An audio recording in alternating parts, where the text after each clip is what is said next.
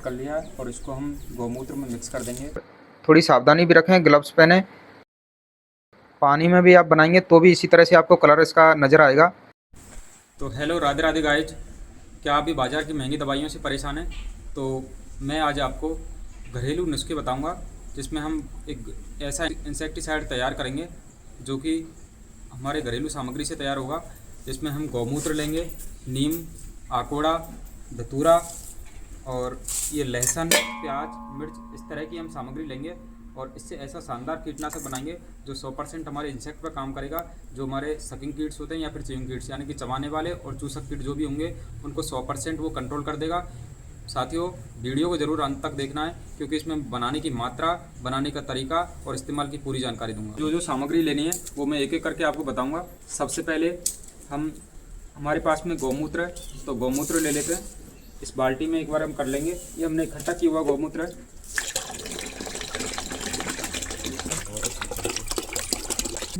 तो साथियों, ये हमने लगभग 15 लीटर गौमूत्र ले लिया है।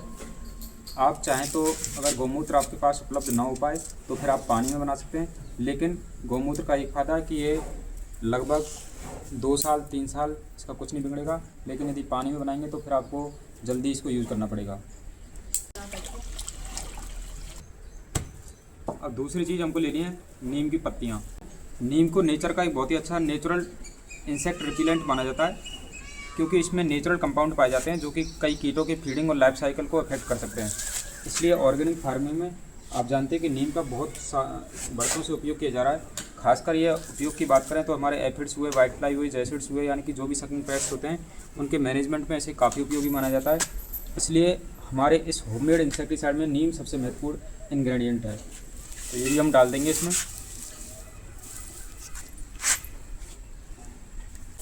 साथ ही दूसरा इंग्रेडिएंट जो लेना है हमको धतूरा लेना है।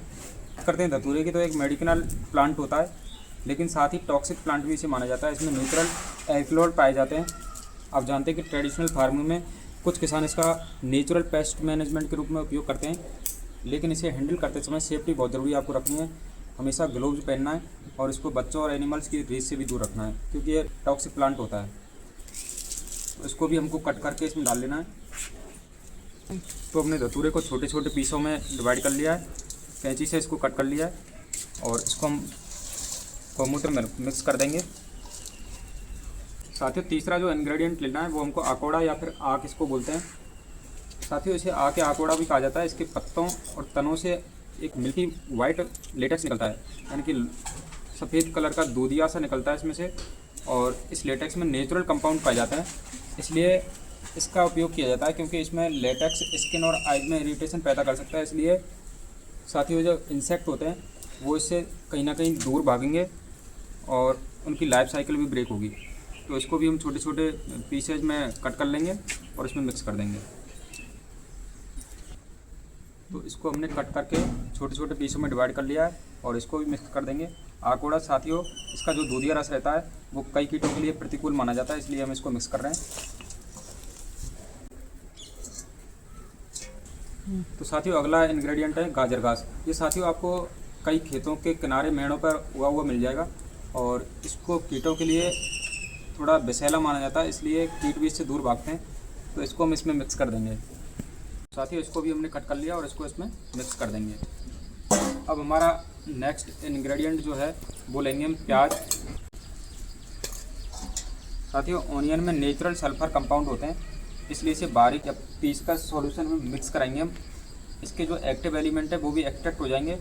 ये हमारे इंसेक्ट की स्मेल करने की जो कैपेसिटी है उसको कहीं ना कहीं इफेक्ट करते हैं। तो इसको भी हम थोड़ा दरदरा कूट के और इसमें मिक्स करेंगे। तो साथियों, इसको हमने दरदरा कर लिया और इसको भी हम मिक्स कर देंगे। अब हमको नेक्स्ट इंग्रेडिएंट लेना है लहसुन यानी कि गार्लिक। साथियों, लहसुन में भी नेचुरल सल्फर कंपाउंड होते हैं और इसमें तेज़ स्मेल होती है। तो तेज़ स्मेल वाले जो एलिमेंट होते हैं वो हमारे कई इंसेक्ट को पसंद नहीं आते हैं। इसकी स्ट्रॉन्ग स्मेल होती है, इसलिए इंसेक्ट इससे दूर भागते हैं। तो इसको भी हम जो काऊ यूरिन यानी कि गौमूत्र हमने लिया है इसमें हीट करेंगे और हीट करने के बाद में इसके जो एक्टिव कंपाउंड है वो एक्सट्रैक्ट हो जाएंगे और सॉल्यूशन में मिक्स हो जाएंगे। तो इसको भी हम थोड़ा दरदरा इसको कर लेंगे और इसमें मिक्स कर देंगे। तो साथियों, इसको हमने दरदरा कर लिया और इसको हम मिक्स कर देंगे। अब हमारा जो लास्ट इंग्रेडिएंट है वो है रेड चिली यानी कि लाल मिर्च। साथियों, रेड चिली में कैप्साइसिन नाम का एक नेचुरल कंपाउंड होता है जो इसका तीखापन का कारण भी होता है। कई ऑर्गेनिक ग्रोवर्स इसे होममेड पेस्ट स्प्रे के रूप में शामिल करते हैं। साथियों, ये हमारे जो इंसेक्ट होते हैं उनके लिए कहीं ना कहीं प्रतिकूल वातावरण बनाता है, तो इससे हमारे इंसेक्ट जो हैं कहीं ना कहीं दूर भागेंगे। इसको भी हम मिक्स करेंगे। साथियों, लाल मिर्च को भी हमने छोटे पीस में कट कर लिया है और इसको हम गौमूत्र में मिक्स कर देंगे। अब हमारी सारा जो इंग्रेडिएंट हमने लिया है, गौमूत्र लिया है 15 लीटर, उसके बाद आकोड़ा लिया है, धतूरा लिया है, गाजर घास ली है हमने, इसके अलावा प्याज, लहसुन, लाल मिर्च, ये सारी चीज़ें हमने छोटे छोटे पीसों में कट कर लिया है। नीम को भी मैंने छोटे बारीक काट लिया और उसको मिक्स कर लिया है। अब इनको हम कहीं ना कहीं किसी हीट पे यानी कि चूल्हे पे या फिर हीटर पे हम इसको हीट करेंगे। कम से कम साथियों इसको 1-2 घंटे हमको हीट करना पड़ेगा, जिससे इसका जो एक्सट्रैक्ट है वो पूरा इसमें आ जाए, सॉल्यूशन में मिक्स हो जाए और एक शानदार कीटनाशक तैयार होगा। इसके रिजल्ट की तो बात साथियों, आप जब यूज़ करेंगे तो शानदार रिजल्ट होते हैं। किसी भी इंसेक्टिसाइड को आपको बाज़ार से लाने की ज़रूरत नहीं पड़ेगी। ये सारे हमारे जो भी एफिड्स, जैफिड्स, वाइट फ्लाई, कैटरपिलर, सब पे काम करता है शानदार तरीके से। तो इसको अब हम हीट करते हैं।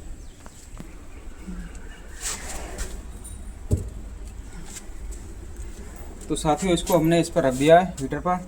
अब इसको हीट करेंगे और इसको देखते रहना, क्योंकि ये इसमें उबाल आएगा तो उबाल से बाहर जा सकता है, इसलिए इसको थोड़ा हिलाते रहना है।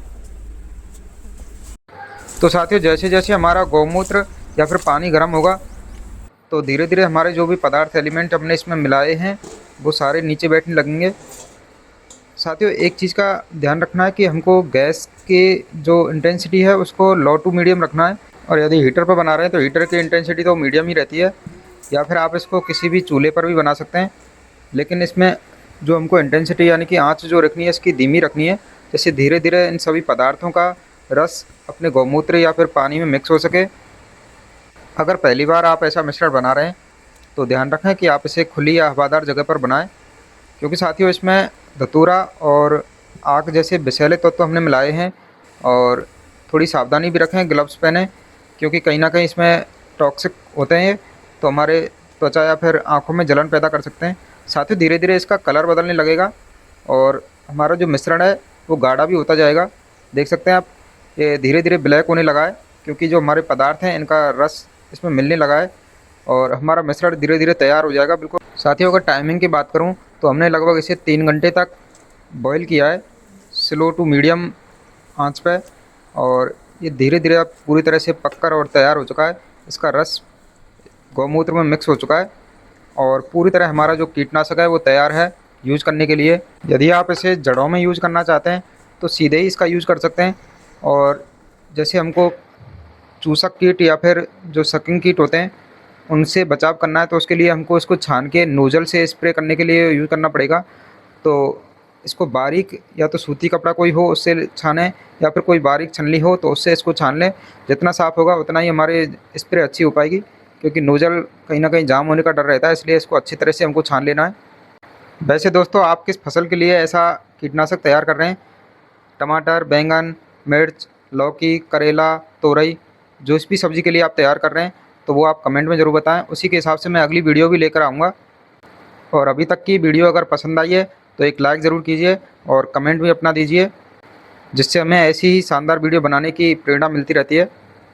तो साथियों, ये धीरे धीरे हमने पूरा मिश्रण छान लिया है और लगभग हमने 15 लीटर गौमूत्र लिया था, तो उससे हमारा लगभग 12 लीटर ये बनकर तैयार हुआ है। तो हमारे पास में 2.25 लीटर की एक तो बोतल है, तो इस बोतल में हम इसको भर लेंगे। दोस्तों, इसे अगर आप गौर से देखेंगे तो ये आपको ब्लैक नज़र आएगा, क्योंकि पूरी तरह से पककर तैयार हो चुका है। पानी में भी आप बनाएंगे तो भी इसी तरह से आपको कलर इसका नज़र आएगा, क्योंकि हमारे जो नीम, धतूरे और उनका जो रस है वो पूरी तरह से इसमें मिक्स हो जाता है, जिससे इसका रंग बदल जाता है। अब साथियों, इसकी मात्रा की बात करते हैं कि सही मात्रा इसकी हमको कितनी यूज़ में लेनी है। साथियों, मात्रा बताने से पहले आपसे एक रिक्वेस्ट करूंगा कि आप हमारे चैनल रियांश होम गार्डनिंग को सब्सक्राइब कर लें। तो दोस्तों, इसकी सही मात्रा 500 ml आपको 10 लीटर में इसका मिक्स करना है। 500 लीटर ही पर्याप्त रहेगा।